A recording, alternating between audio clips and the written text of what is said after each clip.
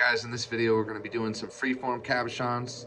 Thanks a lot, Bob, for all the rocks that you sent, and I'm going to polish them up and see how they come out. Alright, so here's the machine. I'm going to put some water in these trays here and it kind of squirts up on the wheels. Start with a grinding wheel, and then I'll show you my process. Usually I do the edges first and then kind of curve it, and then sometimes if we can put it on a stick and sometimes we don't.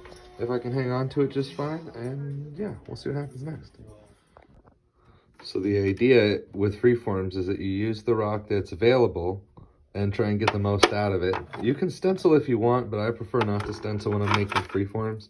I just want to start cutting in and start getting that pattern out and see what shows up, because with rocks like these, you never know how they're going to end up. That might be all red. That'd be cool. So on that first wheel, it's called preforming. You get the back done, and then you kind of carve around the edges and see where your back is going to be. The reason that we've got that kind of flatter spot there is because there was some real soft mud kind of near the agate, and soft mud isn't going to polish, so we had to grind that out. That happens a lot with freeforms. As you start going, you find things like that giant crack right there. It's not super visible on the front, so if it all holds together, that's going to be just okay. But if it cracks, it cracks. That's what happens with rocks, guys. Sometimes they break.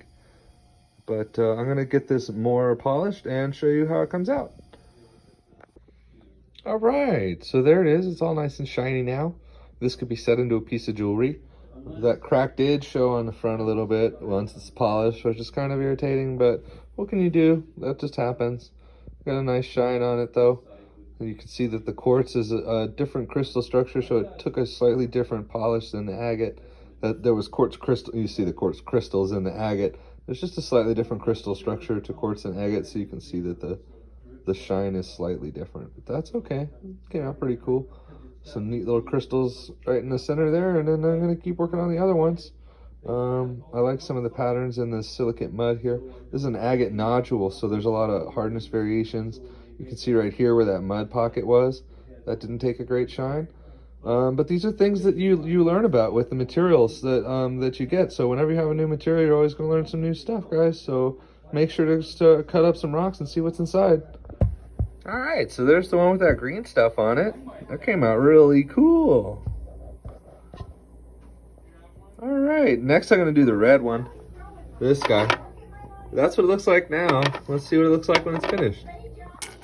So first you make the back flat, and then you start doing the sides, and that'll determine the shape that you have, and then you can start to dome the front.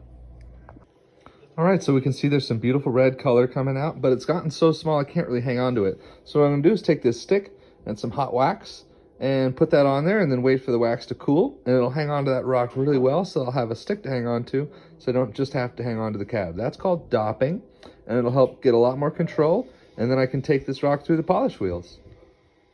There it is. It's stuck to the stick. That's some special lapidary dopping wax, so it shouldn't come off if I did it right. All right, so I got it all shiny, and I ran it on the buffing wheels as well, and got it extra super shiny.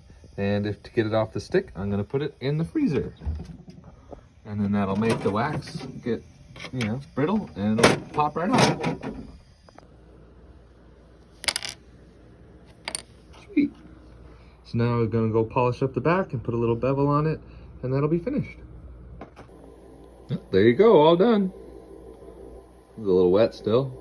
There's a bit of a chip on the bevel there, but I'm okay with that because it's on the back. Some people that would really bother, but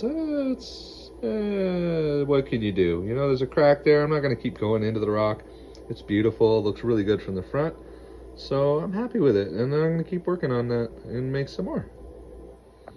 This is a pretty cool one. I grinded down the sides already.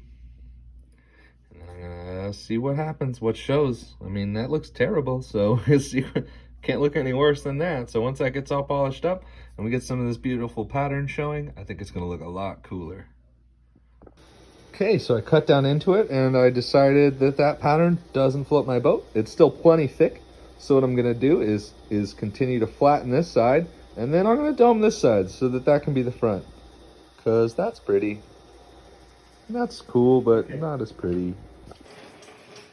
So there's the back of that one. It's pretty good. I can get it a little more flat. So what I'm going to do is preform all these on my machine at home and then take them back to the shop to the other machine to get them polished, because my polish wheels aren't that great. All right, even some of the Somerville lace agates calving up kind of nice, just holding together. So I'll get those into the shop, put dop sticks on them, and get them all polished up. Well, I have these calves with me, and so I thought I'd make a little video and just show you what they look like. They came out really interesting. Beautiful Somerville lace, beautiful agates. Look at that with the crystal pocket in it. A beautiful red agate, some nice little circles going on in that guy. Those guys came out pretty neat, some little patterns on them. Yeah, all right. Thanks, Bob, for all these cool rocks. I hope everybody enjoyed the content on how to cab rocks. There you go, Freeform Cabochons.